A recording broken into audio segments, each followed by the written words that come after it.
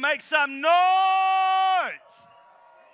We're going to have lots of fun today. Of course, it's about networking. It's about understanding that DeFi is involved in crypto and Samsung isn't, I'm told. But anyway, I'll try and figure all that stuff out later. But before I tell you about all the things that's going to be happening today, including DJ Sabu doing a set a bit later, I want to introduce you to the Mayoral Committee Member for Economic Growth. His name is Alderman James Voss. Can we please make some noise for the Alderman? Thank you very much. For the record, I told him it's casual, and this is how politicians dress when we tell them it's casual. Yeah. James, thanks so much, Kieno. Good morning, everyone. Really lovely to see you all here in our fair city. I'm sure you'll agree with me, this is such a beautiful venue and obviously a beautiful view. And as many of you will agree that Cape Town is the most beautiful city in Africa and in the world, so we're really proud to host the Crypto Fest here in Cape Town. And many of you I saw earlier this week at the opening of the Innovation Summit, so it's good to see you all again here today. And so really on behalf of the city of Cape Town, we would like to thank the Crypto Fest for bringing this gathering here in Cape Town, and of course for choosing Cape Town. And so as a city government, we have worked hard to create platforms and partnerships that gives entrepreneurs, creators and others who think big the freedom to bring their ideas to fruition. And of course there are hurdles, load shedding, a pandemic, but I'm sure those of you here will understand better than most of us that these challenges obviously means opportunity. And challenges forces us to think differently, to look up and see what is possible. Take, for example, that COVID forced all of us to adjust our working, and we have adapted so much that many of the professionals are now seeking employers that will let them continue working remotely. And it's why I've been pushing so hard for a remote worker visa. And I like to think of Cape Town as a AAA rated city. And I know it's usually a term used for credit ratings or prime real estate. But when it comes to Cape Town, it's about technology, innovation, and collaboration. And of course, cryptocurrency falls into that same category of thinking differently. And I'll be honest, I still don't quite understand these things, crypto, NFTs, but I'm a fast learner. And I've learned that cryptocurrencies are becoming increasingly popular in Africa. That might actually be an understatement.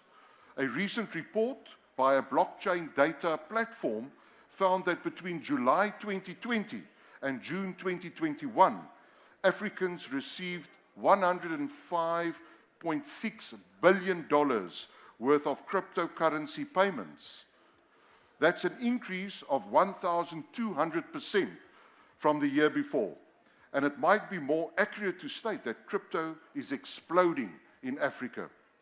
And that's because crypto gives everyone with a mobile device and an internet connection the ability to do transactions similar to those conducted through standard financial institutions, but without the high administration costs. In other words, Africans across the continent are increasingly finding that cryptocurrency is more accessible than traditional currencies. And of course, there are risks. It requires a high degree of financial and technical literacy, and cryptocurrency have proven to be quite volatile. But we have to learn whether those risks outweigh the benefits or vice versa. And especially because it's quite clear that there's not going to go anywhere anytime soon, because cryptocurrency is here to stay. And as this city government's growth portfolio, I'm very eager to learn how these platforms can sustainably empower our communities. And when I spoke to you earlier about thank you for choosing Cape Town, trust me when I say that our city is on a roll to attract investors, inspiring entrepreneurs, and we do this because we believe in the power of innovation and technology to drive inclusive economic growth, but also that will extend to people and place. And so to achieve this, the city government funds various strategic business partners in technology, financial services, because we have done in Cape Town's high growth industries, such as call centers, green technology, that the city is really committed to supporting these sectors that are poised for investments that will lead to more jobs.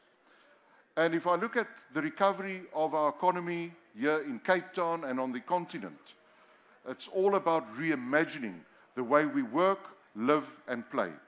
And that's why innovation, technology, and collaboration will make sure that we as cities become the driving force of economic growth in our country and on the continent. Because cities are really global villages, where we can see that cities become the headquarters of many of these global companies that set up shop, and the way that we connect with other markets on the continent and globally. And that's why I like to think also of Cape Town as a go-to city for Africa, but globally, when it comes to innovation, technology, and the way that we trade and travel.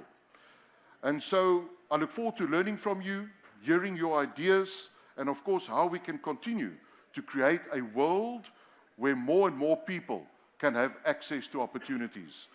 And so before I conclude, I would like you to visit our Cape Town Tourism exhibition as you came in, where you will see that we use gamification, artificial intelligence, different avatars to showcase Cape Town's unique value proposition, especially when it comes to aviation, attractions, accommodation, and all the things that make Cape Town such a unique destination, not only for tourism, but also for investment.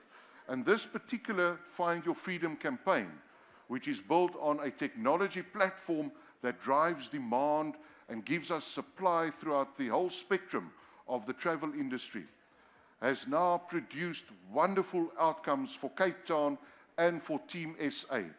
I'm happy to share the good news that from next month until December, we are expecting 184 international flights per week landing here in Cape Town. And so we've seen a recovery across aviation, accommodation, and all of the financial sectors in Cape Town if we compare it to the same period in 2019.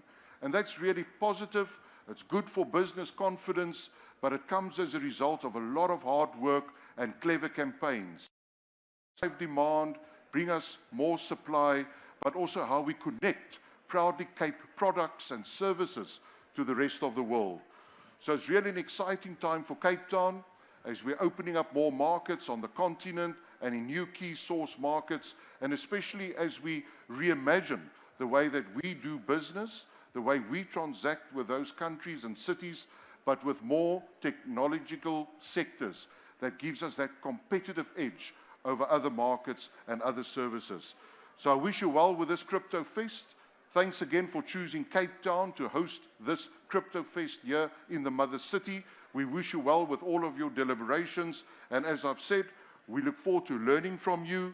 We have now also seen the opening of the new Cape Town Stock Exchange here in Cape Town, where we work very closely with the Cape Innovation and Technology Incubator, which really is a cool incubator that connects so many ICT skills and opportunities with companies and entrepreneurs who wishes to set up shop here in Cape Town. So again, let's use these gatherings to open up more ideas, more conversation around those emerging trends. And certainly, Crypto Speak is one of those emerging trends that cities really need to take notice of, because this is the way that we'll do business and the way that we will transact going forward into the future. Have a wonderful day, and I thank you again for choosing Cape Town. Just a quick one. I know you're going to run, and we have a no-fly zone over the building at the moment, because wherever James goes, there's a no-fly zone. But just in terms of bringing the community closer to government, right? Because, I mean, sometimes, you know, you get politicians who talk about all these stuff. Some politicians find out that DeFi is not just a washing machine. What are you guys going to do to bring the community closer to government so that a lot of the innovation that's driven at a city level, at a regional level, is actually empowered by the people who know exactly what they're talking about? Absolutely. So we're very grateful that we have in Cape Town an innovation city, which Kieno is the co-founder of, where people can come together with ideas, venture capitalists, entrepreneurs, so that we can really take that proof of concept and connect you with an ecosystem that's alive. From this gathering, I'm going to Kailicha, where we are hosting today, to give an example, are a lot of aspiring entrepreneurs, young businesses who would like to get into the ecosystem, an opportunity to pitch their concepts to us as city government with all of our business partners in the room, so that we can hear firsthand from young businesses, aspiring entrepreneurs, what do they need to make of their businesses a success, and how do we support them to set up shop here in Cape Town. And we've got various mechanisms and platforms to achieve that smooth landing, talking about aviation.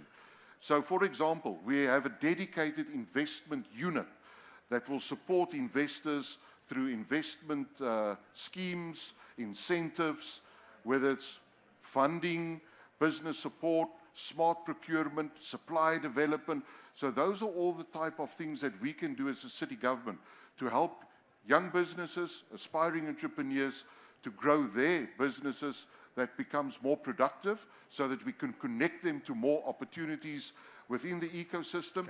And of course, the SA Innovation Summit that happened this week here in Cape Town was a great example of how we're bringing the brightest minds together in one place, so that we can talk and look for opportunity. Because when you have people in one venue, that's when you can start getting a conversation going. But if you're finding it difficult to access government, that's when things go wrong. And that's why we want to flip the script on how local government responds to trends out there. We know that technology and innovation is now the buzzwords of how we want to see the economy stabilize and how we would like to get the economy growing again. But you can only do it once you mean business. If you're serious about it, if you're genuine about it, where you can connect businesses with the right opportunities and get them together with one thing in mind. How do we make that unemployment queue shorter? Because it's great for businesses to set up shop, but it's even greater if we can get those businesses to produce more, because if they produce more, they employ more. And so, to give you another example, Kieno, we have set up a trade portal in Cape Town. So for manufacturers setting up shop in Cape Town, how do we get access to market? How do we take your product and connect it with international buyers around the world? And so we've come up with a trade portal where businesses can load their services, their products onto the trade portal, and then we will connect those businesses with international buyers around the world. From pharmaceutical to clothing and design, you name it, any type of product and service that's produced here in the Cape region, we can connect those products with international buyers through a trade portal. So we're trying to use intelligence, research, and data in a smart way that really builds business confidence and gives businesses a reason to invest, because if we can get them to set up shop here, we also need to get them to trade more successfully with key source markets, so that we can get access to market for those products and services. And of course, building the talent. Workforce development is a big, big deal at the moment, so that we can prepare young people with the right skills. So as a city government, we also fund a number of programs that focuses on skills development in the creative industries, technology industries. And so these workforce development programs are absolutely necessary if we want to ensure a steady skills pipeline into these big emerging industries, so that we don't run dry on skills and talent. Absolutely. James, let's hear it once again for Alderman Force, and we'll create a space for you to engage people here today. Thanks. Thank you very much.